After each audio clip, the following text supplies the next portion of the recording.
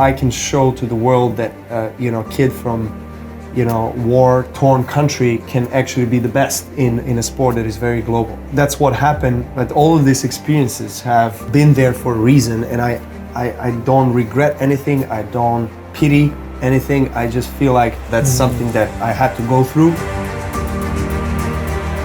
And I think it's so beautiful that you are mentoring other Serbian talents and tennis players, because I think that's what everyone needs. They need a guiding hand, they need someone who's been there. We need to share, that's Absolutely. for sure. That's yeah, for sure. And I think so much of the time we live in this scarcity mindset. Even with the deals, people say things like, oh, it's good for you right now, but it might not be later, so make the most of it. And then that intention is fueling people's, greedy mentality. Like, oh, you've got 3 now years. Is the time, you gotta use it, otherwise, I know, because I've been and still trying to learn how to manage this myself, because I have also lots of opportunities, and being number one of the world, and tennis is a global sport and everything, but I'm kind of going through this kind of centering process of understanding what I need to do in order to organize my life better, in order to focus on what is the most important aspect of my existence here, the inner peace, the spiritual growth, the understanding of self, and of course the family, the close ones. But for most of my career it was about tennis all the time, so tennis, and then my ego plays with me so much. I mean, it plays with all of us, Absolutely. And, but it's I've been thinking firstly that ego is the enemy, but actually now I'm kind of more leaning towards the theory that ego it should be befriended, it should be part of your process of thinking, of feeling, and in this way you're also disarming your ego in a way, right? Yes. Rather than kind of trying to reject it, and then you're creating this. And this is so much, what we're actually going through out in the outside world as well, right? Yeah, absolutely. So let me introduce you, and then I'll explain why I did it, because I think it will make sense. Hey everyone, thank you so much for coming back for this very, very special episode. I'm genuinely so honored and grateful to introduce our next guest. Not only is he the #1 tennis player in the world, he has 14 Grand Slam titles, including 4 Wimbledons, but on top of all of that, he's extremely spiritual, an incredible healer, transformer, and someone who's doing so much great work in the world. I've had the pleasure of getting to know him over Instagram and WhatsApp, and today I get to sit down with him for the first time, but he's definitely someone who's attracted me here to Monaco through his energy and through his incredibly humble and graceful spirit. So Novak, it is an absolute pleasure being with you, my friend. And I feel your energy over WhatsApp and Instagram. I feel it in front of you right now, and I really believe that we've just been pulled together. So good. I mean, thank you so much for coming to see me here. I'm really honored, and it's, as you said, social media was the platform through which we established the first connection. But I feel like, watching you and what you do and sharing your message, I felt connected with you instantly, and your message deeply resonates with me, with people that are close to me. And it's a dream come true to be with you here today. No, you're the sweetest, man. And I genuinely feel that when you have a good, and anyone who's listening, I highly recommend this. If you have a good online connection with someone, take it offline as quick as you can. Yes. Like turn it into face-to-face. And that's what I saw, that we were connecting so beautifully. I remember one of the first things you said to me was, higher forces are connecting us. Like higher forces are between us getting connected. And when you said that to me, I just felt, I have to meet you. There's no need to keep this relationship online. There's no need to just have it here. If this is someone who truly believes there's a deeper connection here, let's get together, let's see each other. So I'm so grateful that you opened up this opportunity for me to visit you. Thank you very much, and I'm really grateful that and genuinely, honored that you guys came all the way from LA. It's a long trip, and I think we all share a common kind of vision and and compassion for the world, and I think we all interact with the world in a very similar ways, even though I'm an athlete, but I don't like to categorize or label myself as an athlete, as society likes. I think we expand much more than that. And social media and internet is great if you use it in the right way. So I feel like it's a great platform.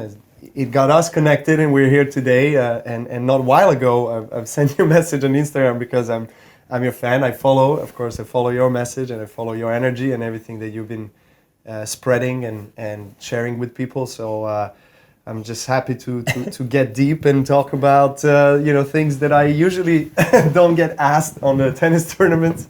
So it's really exciting. Absolutely. And that's what I love about you, and that's why I'm excited for everyone who's listening and watching, is that you are an athlete, but what I was saying to you earlier is you are so much more, and you have so much more to give.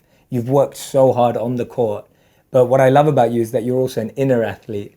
Like, you're doing this inner work, and you've really focused on growing yourself, healing yourself, working on yourself. So let's dive into all of that today. Make this the interview where you get to talk about everything that's important to you. And that's why this podcast actually started. I was speaking at an event last year, and Tom Brady was speaking before me, and he was interviewed by a sports journalist. And the conference was actually about building meaningful lives. So I was asked to speak about that topic. Tom was speaking before. And the interviewer asked him a question, and Tom started speaking about his family. He started talking about being a father. He started talking about all these beautiful values and responsibilities, and how he's growing now that his sports career is coming to a natural end, etc. And the sports journalist just said to him, they said, "Tom, leave all this soft stuff. Let's talk about the sports." And I felt so bad for him, because I just felt like he was really trying to open up his heart. And the sports journalist was almost just squashing all of that and saying, let's just talk about your rings. Like, let's talk about the medals. And so I wanted to build a platform where people like yourself and people from music, media, movies, film, everyone can actually come and talk about your deeper sides and your real heart.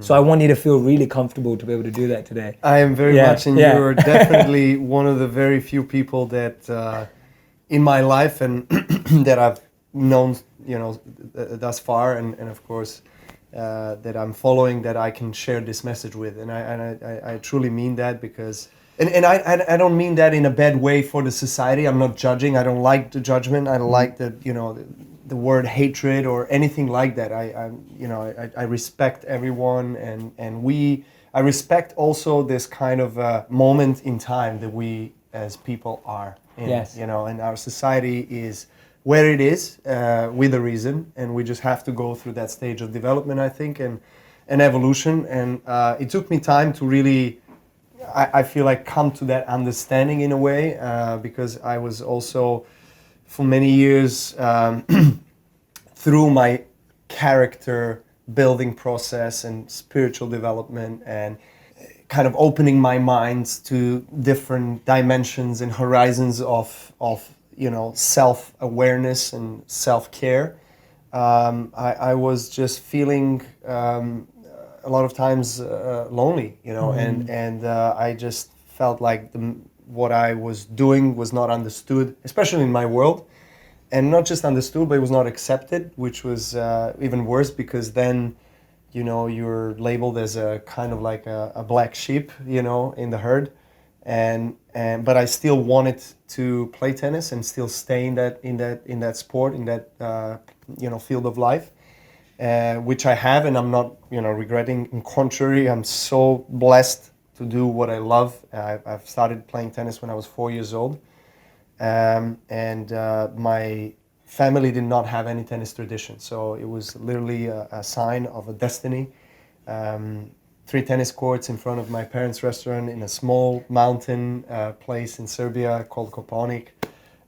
My father was, sorry, but giving you a little background of my family, was a professional skier. He was a skiing instructor. That's how he met my mom, on the skiing slope. And it's a funny story. She kind of like, Tell us. She was skiing, and then she fell, and then he was there, and he's like, you need help. I think I can help you. And he probably organized the whole thing, you know. But you know, that's how they met, and you know, they 6 months later they got married, and my mom was pregnant with me, and then a year later they opened a restaurant in the very mountain where they met, and that's the restaurant was the business that generated the budget for our family. So we spent a lot of time there because we lived 3 hours by car away in the capital city of Serbia, Belgrade, where I went to school. And my two younger brothers, I have two younger brothers. Their names are Marco and George.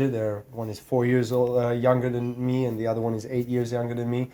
And this is like, we talked about, you know, my children and the indigo children, and like kind of like a new wave of, you know, of energy and consciousness and awareness that we're receiving from above through children that already have, you know, what we don't have, you know, and that's what I see in my brother, you know, and he's been born with this capacity and ability to just multitask and deal with things so successfully and still be happy, and it's quite amazing.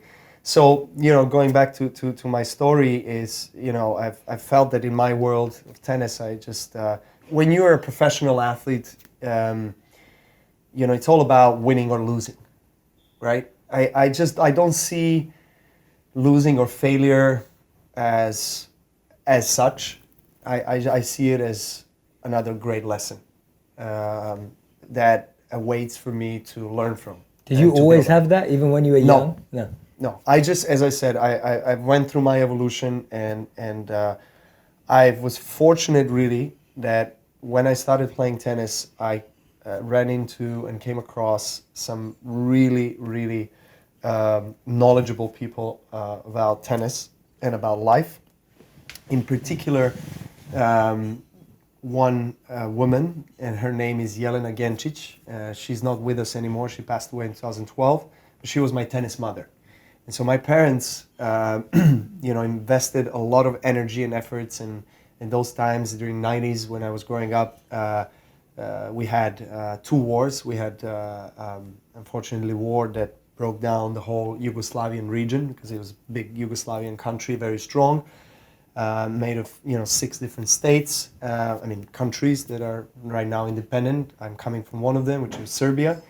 And then during 90s, from like 91, 92, all the way till 2000, we had embargo. So people waiting in line for bread and milk and like absolutely most, you know, necessary things. And then 99, we had, in Serbia, we had bombings for 2.5 months, every single day and night. I was there, my family was there every single day. We woke up every night for 2.5 months because of the alarm and because of the planes flying over us, and it was devastating. It was frightening. It was worst thing that definitely we ever experienced. You know, seeing planes over your head and just dropping bombs and, you know, hospitals and everything. It was just terrible. Many innocent people died. Thankfully, I didn't lose personally anyone that is very close to me. But I know people that lost, you know, their loved ones, and that's a scar that stays with you forever. So this memory stays and will stay with me forever. But at the beginning, I felt like probably most of the people in my country, I felt I want revenge. You know, I felt like, you know, who are these guys to bomb innocent people? What the hell is going on? I was 12 years old, and I remember I was there day and night, and I celebrated my 12th birthday during the day because we didn't go to schools, obviously, and it was just hiding in shelters and everything. And then we just, after a week or two hiding in shelters, we just said, okay, we're just gonna, you know, go about our life, and that's it. You know, we're not gonna care what happens. If, you know, if we're hit, we're hit. You know, what we can do. I mean. And so I remember on my 12th birthday, kids were singing, my friends at the tennis club, because we spent a lot of times playing tennis. We didn't go to school, so for us it was great. And then they were singing the happy birthday song, and there was a plane flying, and I have this image of this plane and just kind of dropping bombs everywhere, and it was it's terrible. But at the same time, I felt like, as I was kind of growing inside out as well. I felt, and I think my parents helped me a lot with that, is that we can't judge the whole nation or everyone for the actions of certain individuals or certain groups or institutions or whatever that decided to bomb our country and just kill innocent people. We can't, judge everyone for that, and that's when I kind of like shifted, and I right, this moment absolutely forgiven everyone and everything that have done that, but you cannot forget that. You cannot forget that. It stays, as I said, as a scar, but it has, on a brighter side, brought a lot of value to my life and a lot of appreciation for the value. I felt like this experience, I'm so grateful for this experience, I truly am, because it has helped me to shape me into the person that I am today, the tennis player that I am. It has made me hungrier for the success in tennis, made me hungrier to work, train, build myself so I can show to the world that a kid from war-torn country can actually be the best in a sport that is very global. And so that's what happened. But all of these experiences have definitely been there for a reason, and I don't regret anything. I don't pity anything. I just feel like, okay, that's my karma. That's something that I had to go through, and I had to live that. And if we manage to get through that, as not just as a family, but as people, as a nation, there's not much that can break you down. So historically, Serbian people and people in the region have had a lot of hard wars and hardships, and they've been through that. So it was really nice to see the unity with people. And I remember I was actually talking the other day with my brother and my wife about still reflecting on that period, and what was the strongest image that stayed with us from this bombings of 2.5 months in '99. And one of them for me was obviously the one that I explained to you with the birthday and shelters, but there was one where I remember thousands of people gathering on the bridge, one of the most important bridges in our city, with shirts that have targets there, and everyone painted their heads with like in a shape of a target, and singing songs, and kind of just enjoying, having fun, and in a way showing to the world and to whoever is kind of dropping bombs that we are the target. So we are protecting this bridge, we are protecting this city. If you want to crash it, you have to go through us. And it was, I think more than that, it was just that power of unity, that energy and that strength that they just showed, the resilience. And that was beautiful, in those moments of hardship. That's incredible, man. That's such a. I've heard you tell that story. I've sidetracked from your question. No, and I'm glad. I'm glad you did, because I've heard that story before. I'm glad that everyone who hasn't heard that story before has an opportunity now.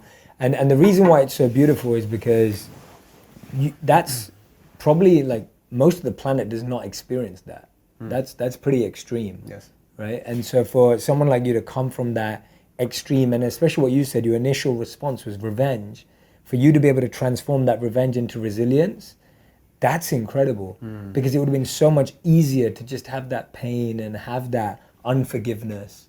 And so there was a great story that I've read. I'm sure it's quite popular on the social media. Everyone is sharing it. It was about the snake and the saw. Okay. I don't know if you came across it. Tell me. And it's, the snake, it's a true story actually. The snake came into the carpenter's shop, and as it was kind of going, and it got caught by the saw, and the saw kind of cut it, and the snake didn't realize what was happening, so it went to bite the saw, and it hurt itself even more. So the snake didn't know what was happening. So it started going around the saw in order to suffocate it, thinking that saw is attacking it. So it was protecting itself, and finally snake died, and this kind of translates into life. And it's so many times that we get angry or upset, you know, with some people, thinking that we want to hurt them because we feel hurt, but finally we're hurting ourselves. And it was such a deep message that I kind of like resonated with, really. And I think that kind of sums up my evolution in a way, and my growth mentally, of how, you know, I should deal with these particular circumstances and events that have been quite significant in my life. And, you know, the wars and those times of, you know, hardships were definitely one of the most significant times of my life and my career, where I experienced what it feels like to literally have $10 in at home in the apartment with you know, for my father and my mother with 3 children to feed, and having to wait in the line to get a piece of bread for hours, and not being able to travel around the world to play tennis. And tennis is an expensive sport. Absolutely. You know, you need money to pay for the racket, for the tennis balls, for the coach, for the court. So all of these things, you know, and I think in the end of the day, as I said, it brings light and value to my life, because, you know, I think going through all of that has made me stronger, but at the same time made me more grateful, because I understand the both extremes, so to say, because Yes. today I really I enjoy so much of you know, success in this, you know, society and the sport, and I can afford many things, and I'm really, really grateful for that and blessed. But I've been on the opposite side, yeah. so I think that storyline is really something that enriches me. Absolutely, man. And your life story is such a beautiful message to the world. It's a great message to the world. Like, Thank you, my it's incredible, and I'm glad that I see, when, from the way I view it, you live it like a message too. It's not about you. That's what I feel when I'm with you, that it's not about you. It's not like I did this. It's actually a story and a message to the world that, you know, any child, any person who is in such abject conditions can actually transform their lives. So thank you for being there, man. Thank you. And I just feel like, you know, the message I can share from my experience, and I don't want ever for people to feel that I'm preaching or anything like that. I just feel like my experience has helped me to reach, you know, certain success, if you want to call it, you know, in both professional and private way, is that there is always time for everything. And you know, I'm learning myself even today how to be patient, how to you know, coordinate certain things in my life, how to create space for the biggest quality time that I can have with my priorities, which are my family, which is my growth. And it's a constant juggle. And you can't I truly believe in balance, but I don't believe that we can ever reach a stage or point where we can say, I'm in balance. I agree. You can be in balance, but the next moment you're not in balance, because that's life, and everything is moving, and it's happening. So so that's why I feel like, and then through tennis, I've learned my, you know, biggest and hardest lessons in life, and I've experienced those emotions. And for me, you know, tennis court is still a field, you know, where I have a chance to grow, really. And I when I'm not on the tennis court, I find it much easier to accomplish certain things that I want to on a daily basis. But then tennis court I use as exactly that platform that challenges me and challenges my ego. So I still have, for example, outbursts on the court. I break a racket, I scream, I curse. I know you don't curse at all, and I admire that. Amazing that you took that vow.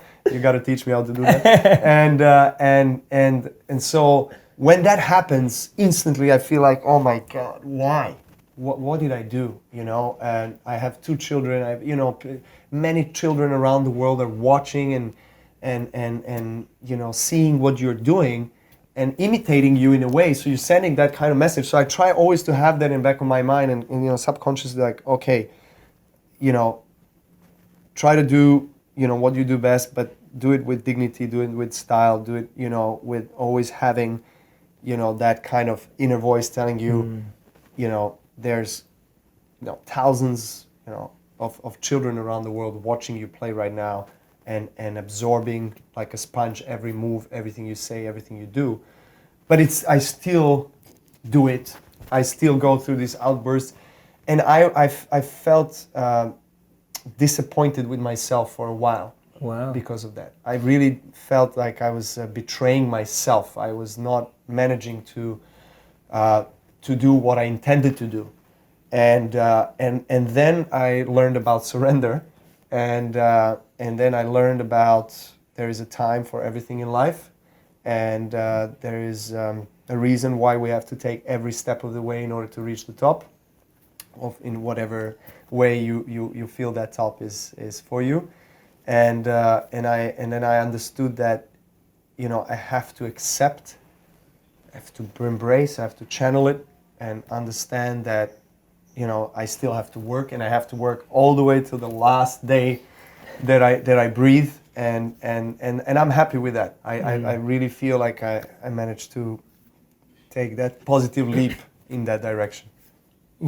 You've touched on it a few times then, I want to dive into it deeply. You mentioned success, reaching the top. The world sees your success, the world sees your achievements, but in Novak Djokovic's eyes, in your own eyes, what's been your greatest success, your greatest achievement so far, in your perspective? It's a good question. My greatest achievement is my open mind. I feel that with an open-mindedness type of perspective and approach to life, you help all the natural processes in yourself to flourish and to excel, and you're embracing the natural flow of life where you have to evolve and you have to develop and you have to learn. And if I have to define it that kind of shortly, I would say it's just open mind, because I feel the ignorance and the closed-mindedness and certain convictions that people have are so strong that you go throughout your whole lifetime without really allowing yourself to open up to the world and learn about all these different cultures and things that can enrich your life and make you feel more fulfilled and live a more fulfilled life, be more joyful, have that inner peace and emotional balance and stability that we all strive to. And I just feel with an open mind, you're just helping yourself and you're able to receive, kind of filter, and then, give at the same time, because the Taurus field, everything has to flow. Yeah. So that's how it flows. But if you don't have an open mind, then obviously everything closes up. Whether it's health, whether it's profession, whatever it is in your life, it just kind of feels. And I was there. I was there. I don't want people to think that I know it all or whatever. I just feel, also that I'm sharing the experiences from my process, because I was there, as I said. I felt, resentment. I felt, feeling of revenge. I felt hatred.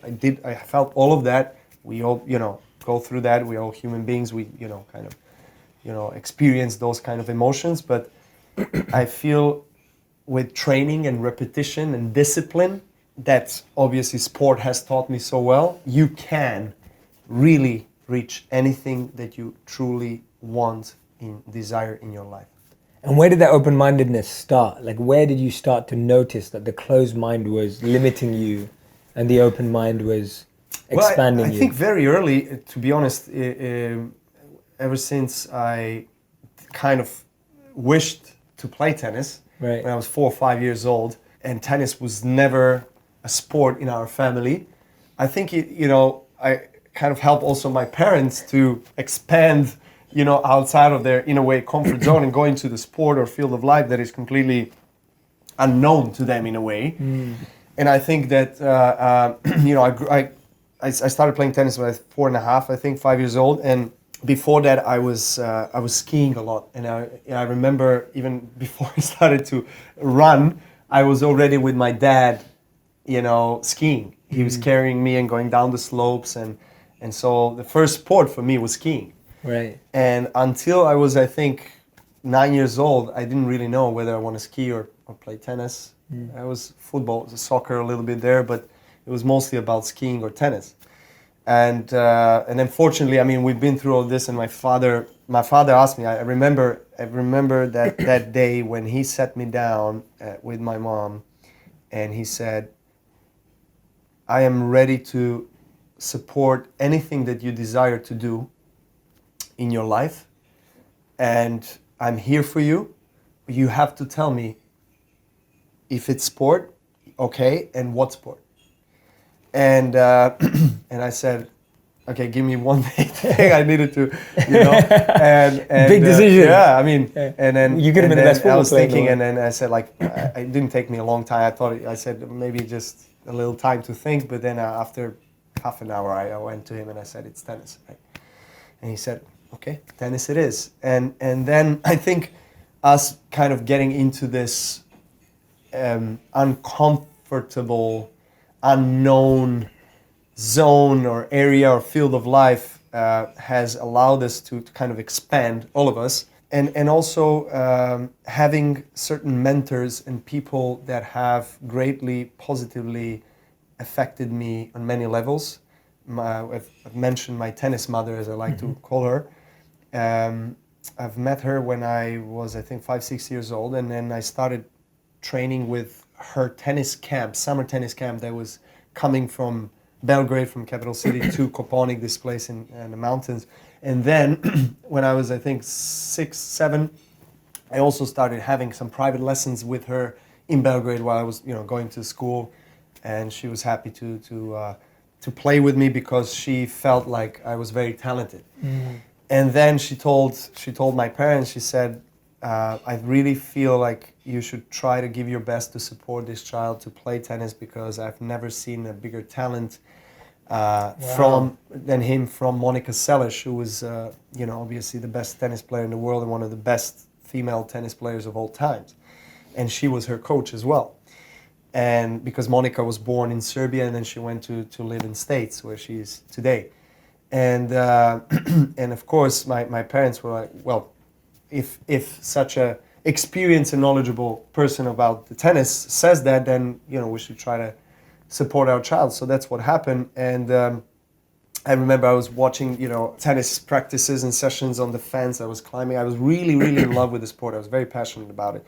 And she taught me about holistic approach to life, I think. Wow. Already back then when I was 7, 8. She really taught me how to, think about the grades in the school, the music that I listen to, the mindfulness that I have, the observation, the focus, the kindness, the relationship with people. She was working in a team with my parents. And my parents, I'm really grateful for my parents, because they recognized the role of a mentor very early on. So they kind of teamed up with her, and then I was learning a lot from my parents, obviously, and continue to learn, and from my tennis mother. So that has helped me to, I feel like, be open-minded and understand. But I obviously went through my phases, and through the process of learning and dealing with those emotions.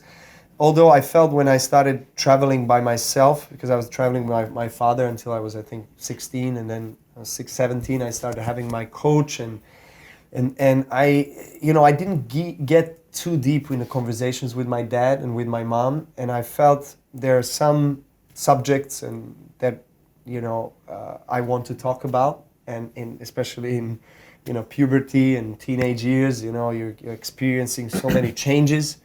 And I was so much in tennis that I didn't really have time for other maybe school activities that my fellow friends and students were going through, because I was so much in tennis. And then I started sharing so much with my coach, my team, that I remember my dad was like, "Why don't you share that with me?" And I was like, "Because I don't feel that I've first of all, I've never shared those particular subjects and types of conversations with you. I don't feel we can resonate on that level, and we tried, but it never worked out. So, but he was understanding, and that I also have to have, you know, people that are close to me and then influence me on different levels, and that's what I feel like helped me a lot to develop.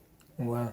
And one of the things I noticed about you is also, and I'd love to get your thoughts on this, I feel like it's tough to get to the top, but it seems to be even tougher to get to the top, have a slump or have a moment of challenge, and then try and get back. Because you've experienced something. And it's like, I know that you've even credited your wife with her dedication to self-care and your work and what she's trained you or shared with you in journaling. Tell us a bit about the process that you've taken to be at the top, have challenges, and then still come back. Because everyone's been quoting, obviously, you having the impossible comeback, but you made it possible. What was happening mentally, spiritually for you? Not just physically, but what was happening mentally and spiritually for you? Well, first of all, to reflect on the impossible word. In the word you have, I am possible, right? Absolutely. So I truly, I don't believe in something is impossible. I really believe really everything is possible, as we talked about it earlier. My wife has been, my girlfriend for a long time, ever since I was 18. She was 19. That's when we started dating, and she used to play tennis, and that's how we met. And we've known each other 4 or 5 years before we started dating, and through tennis. And then she went to study in Italy, in Milan. And I came at more or less the same time here in Monaco to follow my coach at the time. And I started using Monaco as a base. And she came over. Milan is close to Monaco, so she came over, and that's how it all started. And when she finished studies, she was obviously, thinking she had a lot of opportunities for her own career, but she sacrificed that in order to live my career, live my dream, in order to save the relationship in a way. So I'm very grateful for her and what she has, done for our relationship and for me. And I continue to learn from her so much. She introduced me to yoga, actually. Wow. back in the days when she was studying. She is a huge reader. She likes to read everything and anything. And she, likes to write as well.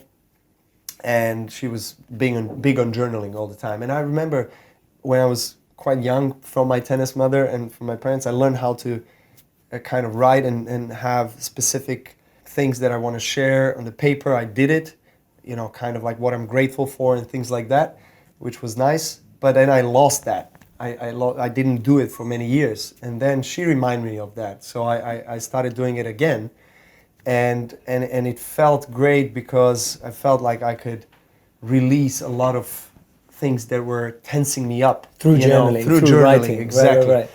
But also through yoga. She learned about it. Because she was so stressed during her studies.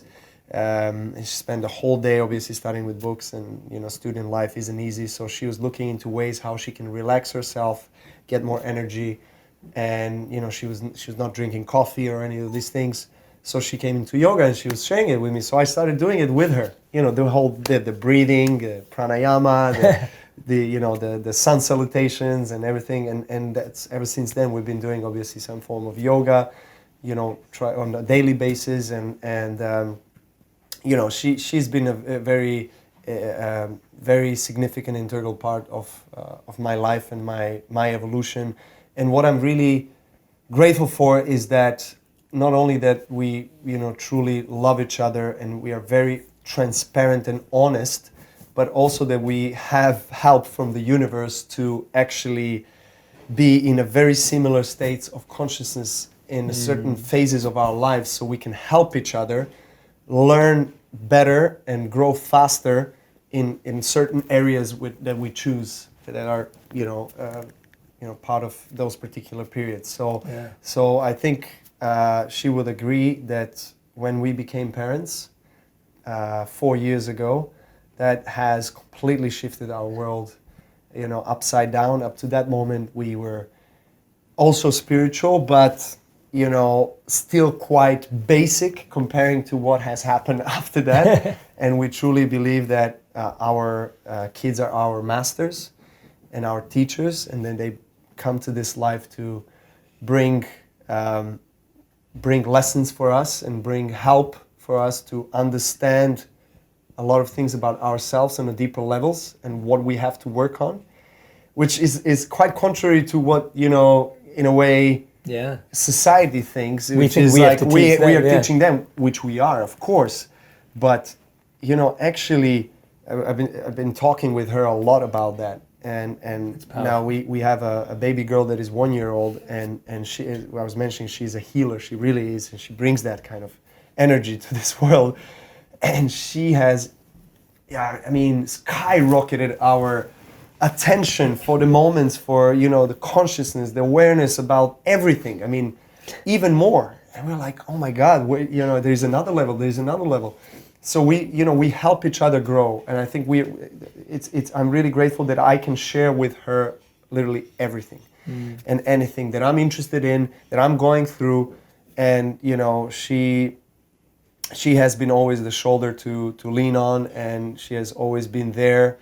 And tough moments for me in my career when I was, you know, going through an injury recently, and had to take 6 months break from the tennis, and then when I came back, I was like questioning whether I should keep on playing on that level or not, and I was just going through hard work inside, and then she was there, and she helped me to overcome all of that, of course, with alongside with help of some life spiritual teachers that I have that I can speak about. A little bit.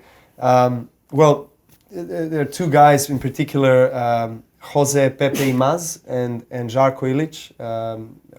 Pepe is from Spain, and Žarko is from Serbia, and I consider them really as my spiritual and life teachers, my masters, that I've learned a lot from. And back in, I think, 2010 or 11, I've met Žarko, so about 7-8 years ago, and I met him through my wife, actually, because my wife had a friend that knew him, and that's how we got into it. He's a Reiki healer, but he's much more than that, and you know, he helped a lot, both my wife and I, to again open our mind even more, to understand how we can have internal conversations with ourselves. Because I didn't know how to do it. I didn't know how to verbalize my emotions. And that's where my wife was ahead of me. And that's where we struggled in our relationship, because she was trying to dig things out from me and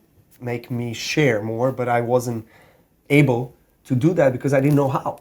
She's like, speak to me. What do you feel? I'm like, I don't know. I feel something. I just don't. And so I think Žarko was very helpful in that. And sounds like everyone needs that.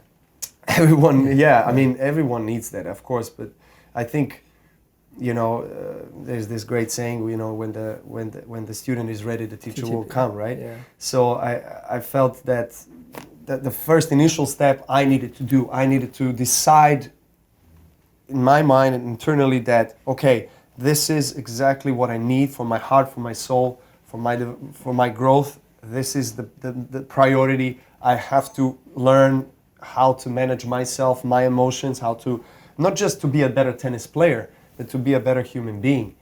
And so then the teacher appeared, obviously, and then after that, obviously, I start to expand my awareness and you know, observation of the world. And then I run into Pepe, who is very close person and also a spiritual life teacher to my brother, Marco. And they live in the same place. Actually, Marco, my brother, went to live in Spain because of Pepe. Wow. And Pepe's whole philosophy of life is love and peace.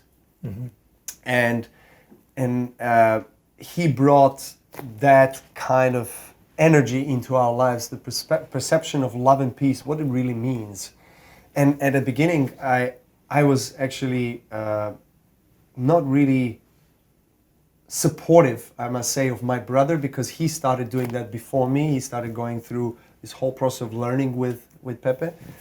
And he moved to Spain so he can be closer to him, because he felt, deep inside that that's something that is very important that he has to address. And I didn't get it at that time. I thought, well, you have to, because he was playing professional tennis. I was like, you can't really, just love and peace. You have to kind of like go back and train and have this Work mindset. hard. If you're love and peace on the court, the other guy will beat you. And this is what it comes down to, in sports. And he was like, listen, he's like, I understand, but trust me, I have to go through this, and I just feel that this is my growth. I didn't understand it at the time. Right. And then I was attracted to Pepe because I felt that his energy was amazing, and you can never get upset with him. You speak to him, he's like you. He always smiles and everything. Even when we had tough conversations, he always smiles and sends, because he always prays inside and sends you love. Yeah. And for that, he had to work, and still continues to work, immensely. And I didn't understand what he kept on emphasizing: inner work, inner growth, inner work, inner growth, universal love. I didn't really get it,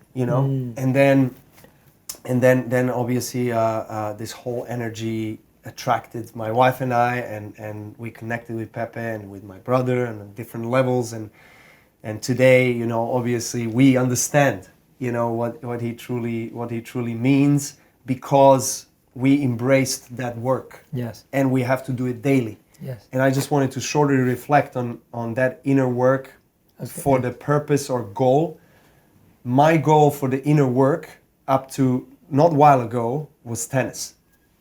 Wow. And the feeling inside, you can call it ego, whatever, has drawn me to that sensation of I need to do this because that will help me play better tennis. But it didn't resonate. I was living a successful life but not fulfilled life, if you know what I mean. Yeah. And there was something wrong with that. I just felt I felt the ounces of that truth and the essence and what it really means to do that on a daily basis for yourself and your growth as a human being, and not just as a tennis player or a doctor or whatever. But it was weaker comparing to the other side, which was, since I was 7, I dreamed of being number 1 of the world. That's my ambition. That's my lifetime goal. I have to fulfill it. When I fulfilled it in 2011, I kept on going. I want to be more Grand Slam. I have more Grand Slam trophies. I want to be number 1 for as long as I can. It just kept going. And I believe that, from my experience, you need goals and objectives, and but you need to balance that with, what is truly the most important work, which is the inner work. Yes. And I didn't get it up to not a while ago, to be honest. And that's when I start to get it, and that's when I start to understand the message from Pepe. Yeah. He was, whatever you do it with excitement, with joy, with passion. But at the same time, never forget about what you have to do before, during, and after that, which is a much, much bigger work and longer work. And now I do truly understand that. Yeah. Give us so for anyone who's listening and they're like, Novak, I'm like you, I don't get it yet. Yeah. Because so many people today, I feel like spirituality, energy, all of these words are flying around the internet. People are talking about it, but there's so many people that don't get it. Explain to us in your own way, in the way you see it, what is inner work and what inner work you do, what you were saying, that before, that during, that after, that has helped you, not just in tennis, but in fulfillment. You've talked so and reflected so wonderfully on this in so many of your videos about the habits, about the addictions that we have. The whole day passes by, and we don't even remember a single moment in the day because we've just been distracted the whole time. So, if we are learned and trained to be distracted, that's how our life is going to unfold. We are going to be distracted. But if we train ourselves to be present and more aware, then obviously we're shifting the attention of the subconscious and all the internal, external energies and nature and everything into that. In a simplified way, work on the habits, right? I mean, I have, still some habits that need working on, for example, the phone, right? Yeah. That is so addictive, and you get into Instagram that I, by the way, love. I love Instagram. It's great, fantastic. It's how we connected. It's how we connected, yeah, absolutely. But if you let it become your master, then that's how it's going to be, and you're going to be distracted. You're going to feel lack of energy. Absolutely. You're going to feel lack of inner peace. You're going to feel upset. You're going to have a short breath. All these different things, and that reflects on relationships. That reflects on, your performance at your work or whatever you're doing. And for me, I try to think inside. Okay, what am I doing right on the tennis court? How can I translate that and off the tennis court? Interesting. And on tennis court, what I'm doing right is complete 100% focus and presence of mind and body and everything. Discipline, working towards objective, organized, preparing myself. This is a big thing. I feel, if you fail to prepare, you prepare yourself to fail, right? Absolutely. So preparation is a huge thing. I mean, at least in my world for tennis, it has helped me a lot, because I don't want to put a number on it, but let's say 80% to 90% of the match that you won, for example, or any success that you have. Before you stepped on the court. Exactly. Yeah. Exactly. How you do your homework. In my instance, obviously working on all my strengths and weaknesses, preparing myself physically, mentally, emotionally, spiritually for the match that is coming up. I have the whole short-term and long-term plan. How can I get from here to there in a shortest time? Those type of things. And then, obviously doing your homework on the guy, on the opponent that you're playing against, where you're going to play, the stadium, the crowd, the weather. It's really whole homework that you have to do in order before you get in, and then you win a tennis match. And then it's not only about the tennis match, it's 80-90% of the work that you do prior to that. So that's why I believe, preparation is a big thing. Working on the habits, the science says that you need 2 or 3 days that you can, shift, from bad habit to a healthy habit. So we need persistency, we need discipline, we need repetition. And Bruce Lipton, that I also like to listen to a lot, he was talking about subconscious, right? And how subconscious is controlling probably 90-95% of our everyday life. So if we can feed our subconscious with the information that is going to allow us to excel and to live the life that we want to, then that's what's going to happen, because your subconscious doesn't know what's good for you or bad for you. It just knows what you tell it. Yes. And the seeds that you plant. So he was talking about, there are 2 ways to kind of hack your subconscious, which is hypnosis, which happens from, up until, you're 7 years old, and then repetition. So that's why, my wife and I are very passionate for the preschool education and early childhood development until you're 6 or 7 years old. That's when it's most vast brain growth, and that's where, the fundamentals and the foundation of your life is set. And that's where, Bruce was talking about it really beautifully, and it made sense. And then after you're 7, it's repetition. It's discipline. Okay, I'm switching off all my phones after a certain hour. I'm, doing my praying work because I believe in the invisible world. Science proves, quantum science talks about it, where the most distant points are actually one in a split second, and we all have proven that. And so you just need to really believe it in order to achieve it. And, where your attention, where your attention goes, the energy flows. And I think it all starts with open mind, and you have to, I think, with a question. It's always so great to ask yourself questions. Who am I? Why I'm here? What I want to do? What I want to become? Just all these questions. Put it on the paper, write it down, go through, in your mind through that, whatever your method is, but you just have to address it. If you don't address it, you're going to go about the same things that you went about, and then you're going to get the same outcome that you don't desire. So I feel like that kind of awareness about that just helps, Absolutely, learn.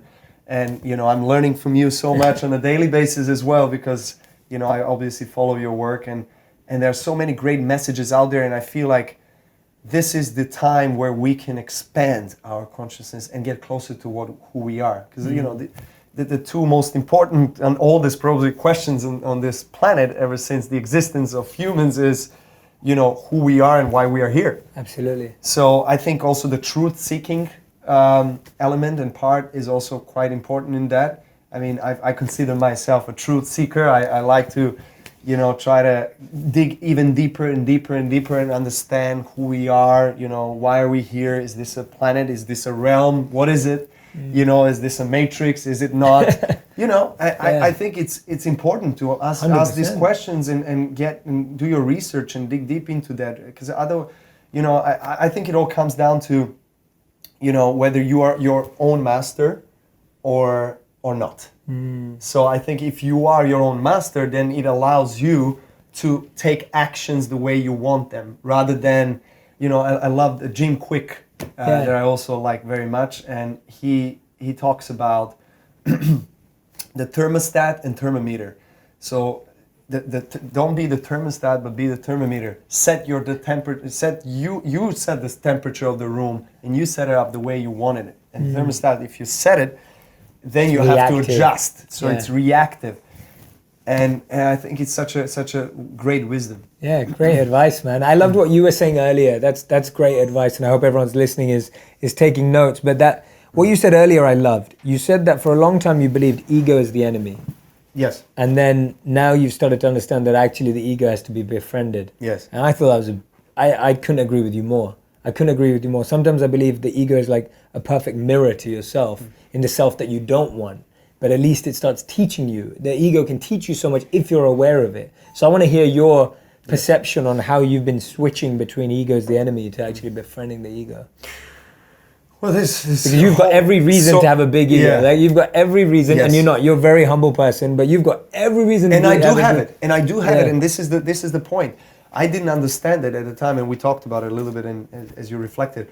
I do have a big ego, but I have to embrace it and learn how to befriend it and deal with it in a ways that I'm going to work and team up with my ego, rather than I'm going to be an enemy of my ego, because then again I'm reacting. Then ego can, persuade you and do different things and mask, certain things. It's so smart and witty, and then you have to react, and then you have to just kind of like try to handle and juggle with so many things, instead of, hey, let's team up. You're inside of me, I'm you, you're me. Okay, let's figure this out. How can we work together? And you kind of have to, please it, and at the same time, you have to control it. And even though I don't really like the word control, I still feel like, if you create your controlled environment, it's going to be better off for you in your life. Yeah. So what I finish off with every interview is called my final five. So the fast five. So these are fast 5 questions that you have to answer. So the first question I was going to answer is, what's the first thing that you do every morning? First thing that I do every morning is prayer. Beautiful. Second question, what do you pray for? First, I express my gratitude for my body, for myself, for the opportunity to continue my evolution as a multidimensional being in this realm. I'm grateful for my family. I'm grateful for being able to have my senses and to have big bed and to have a most beautiful sunrise every morning. It's amazing. Third, how do you make sure that your energy is where you want it to be, spiritually, internally? Continuing to work on the things that we talked about. So aside of the physical work and tennis and duties as a father and a husband, I need to get in daily something in my self-care work, whether it's only a meditation or it's a 2-minute breathing, prayer, whatever it is.